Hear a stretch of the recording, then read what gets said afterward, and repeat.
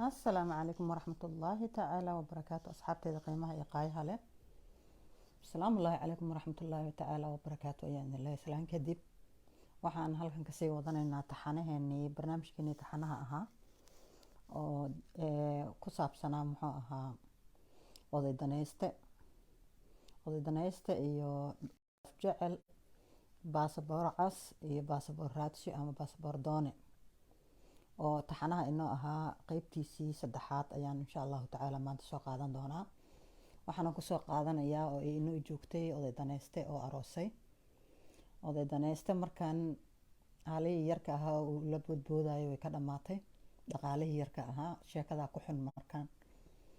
sheekadii ayaa ku xumaatay. dhaqaalihii yarka ah uu ka baxay meeshii tabarna ma hayo odaygii oo abul buux iska ahaa oday iska da-ah. markan wuxuu doonayaa sidii uu kusoo dhuuman lahaa iyo sidii uu kusoo laaban lahaa kusoo carari lahaa maadaama uu dhaqaalihiina hayn oo dhaqaalihii gabaabsi noqday wax loo soo diro uu cunayo tamarna uusan hayn oo awal buu iska ahaa oday hore usoo xamaashay. marka wuxuu doonayaa inuu soo baxsado. dhoof jecelna iyadna hadda marka waxay is leedahay maadaama ninkii gacanta aad ku dhigtay dhaqaalihiisii iyo wixiisana gacanta ku dhigo meesha ha kaa kaxeeyo nolol cusub gal ayay iyadana is leedahay. waa la isku wareersan yahay marka barow iyo bariw isku baadi maqan yihiina meesha kasoo baxday. odaygu wuxuu raftaba wuxuu isku dayayaa inuu ka dhaadhiciyo xaaskiisa inuu soo dhaafo si dhaqsaa usoo dhoofo uuna usoo tabaabasheysan doono uu wadhow wax u qaban doono dhaqaalo fiican uu usoo diri doono iyadoo uu maqan yahay ayuu kasoo dhaadhicinayaa.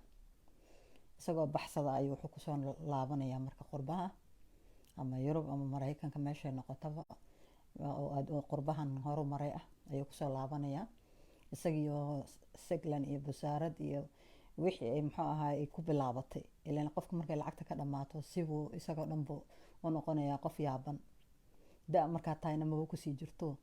afarta koona timihii oo qalalan iyo garkiiyo wada gareey oo wada qalalay iyo jirkiiyo haraggii wada angegay iyo dhibaatuu la soo laabtay. markaas wuxuu hadhow saaxiibadii wuxuu ugu sheekaynayaa saaxiibo wallaahi bilaa meeshaas haddaad tagto waa lagu soo shirayaa dadkaas kugu kaa imanaya maalin walba qolo cusubaa kuu imanaysa qof walba waxay buu ku leeyahay kan wax u laab kan wax u laab kan wax u laab dadkii indhihiyaa wada cas. waxaan sameeyaan garan waaye arooskii waa kaga jiri waaye waan soo cararay waxaan hayan oo usoo qaybshay dharkii xataa inta badan waa iga soo furteeno saanku mid shaat u laab mid kaba u laab mid macawis sii mid sarwaal sii saan ugu jiray markay wada furteen dhaqaalihii aan haystayna aan kolba u sarifayo kolba qayb u kala siinay naftaadii kuu dilin intaan islaan soo cararay. marka saaxiibo meeshaas wallaahi bilaahi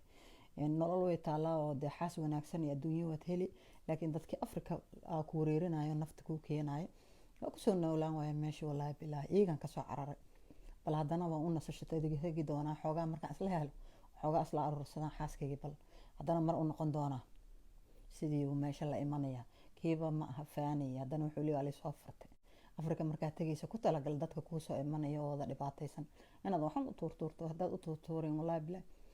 qofkii baqayl noqdo gacantiisa adkaysta waa la dilayaa marka dambe xabadaaba u taal beenuu dadka ka dhaadhicin ileen waa qofka marka hore wax isleeyahay inuu dadkii afrika rabo inuu muxuu ahaa burush xaara mariyo. marka dhoof jecel sheeka iyadna markan sheekadeedaa bilaabanaysa. dhoof jecel guryanay bilaabaysaa. nin wanaagsan ma helin oo odayay meesha ku heshay tacbaana dhaqaale ma helin oo magacun baa ka raacay nin aan yurub joogaa guursadaa layiri ama qorbaha weyn ka imaaday dhaqaalihii ma hayso nin dhalinyaro oo macquulana ma hayso dhoofna ma hayso guryanay bilaabaysaa. dadkii dulminayay oo muxuu ah hoosta kasoo gelayn way ku bilaabanayaan. war waxaa looga bilaabayaa asxaabteedii iyada meesha ay ku leedahay u booteynaysay lahayd xaaji baasaboor casa ay guursaday ee lahayd ayaa waxaa marka meesha waxaa kaga bilaabanaysa ninkii uu kaa tegay oo kugu dangaaray uu baxay muusan ku dhoofsanayn maxaa guri kaligaa u joogtaa waana lagu qabaa lagulamana joogo ninkiina muxuu ahaa kuma dhoofsanayo soo macnahaada yahay wallaahi kuwaan inta joogaaba la qaato ku dhaamay ilaan iyagu isla joogaana waxay isla qadayaan isla quudayaan laakiin adi ninaan kula qadayn kula quudayn oo muxuu ahaa waxna kuu qabanayn magaciina kaa raaco waa ku qabaa ku leh lugtina kaa xiro nin kale aadan guursan karin maxay noloshii maxay kuu tahay markii faaniyo leedahay ninkayga wuu iisoo shaqaynayaa leynu ii xarayn doonaa wuu ii kaxaysan doonaa isagaan sugayaa alxamdulilah hadda nolosheeda intaasoo $100 laygu biilaa gurigeyga siduu u yaalo waa ujeedaan marka nolosheeda layma dhaamo meeshii qalbiga dhisanoo dadki sidii ku oran markay ka kala tagaana oohinay meeshii ka bilaabaysaa leedahay wala duqey walaa bilaa duqaan wuu ila gooyey tamarna ma laha waa nin tacbaana dhaqaalana iima hayo gurina muxuu ahaa ilama joogo ina dhoofsan maayo wax ii tari maayo talo maxaan sameeyaa markaasa miska dhurtaa halahayga yarkoo ma taharuuyiba beelku isiinaya xoogaaga miska dhurtaa maxaan sameeyaa hadday iyada munaafiqad tahay oo dhoof jecel hadday munaafiqad tahay waxay sameeyeen midkood oo iska tacbaanay meesha hoosta kala saaxiibi xaaji muxuu ahaa daniistana asna lacagtaa laga guran kiina dee hoosta iska wadani waa hadday munaafiqad tahay haddaysan munaafiqad ahaynna waxay bilaabeen muxuu ahaa guryan oo say ninkaas kaga tashan lahayd hadduu soo dhoofin waayo kaga tashan lahayd ayay falankeeda gelaysaa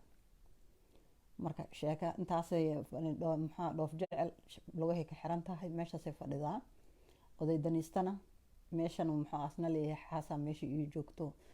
beri inta igu kibri lahayd beri ay gaaloobi lahayd waxay ii dhashay muxuu ahaa ay igu adoonsan lahayd caruur hor i gadaal uwad ay dhihi lahayd anna halkaynaan la ii qaataayo ku hayaan meesha waxaa kasoo baxaysa marka baasaboor cas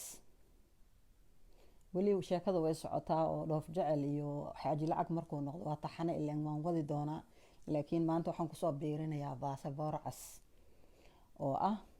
hablahan Yurub ku daalay ama Mareykanka ku daalay ama carabaha dhaqaalaha kusoo shaqaystay oo ka daalay adu dokumentiga wanaagsan leh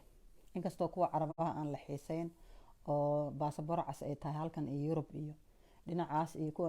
baasaboor madow iyo baasaboor buluug iyo hadba kii uu wataba aday qurbahanka oo muxuu kibray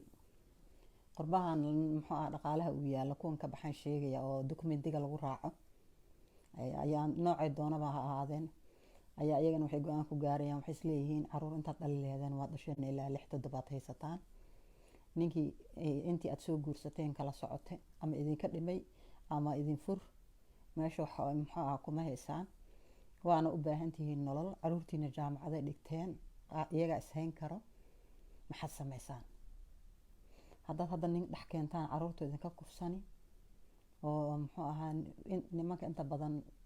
80% hadda way halaabeen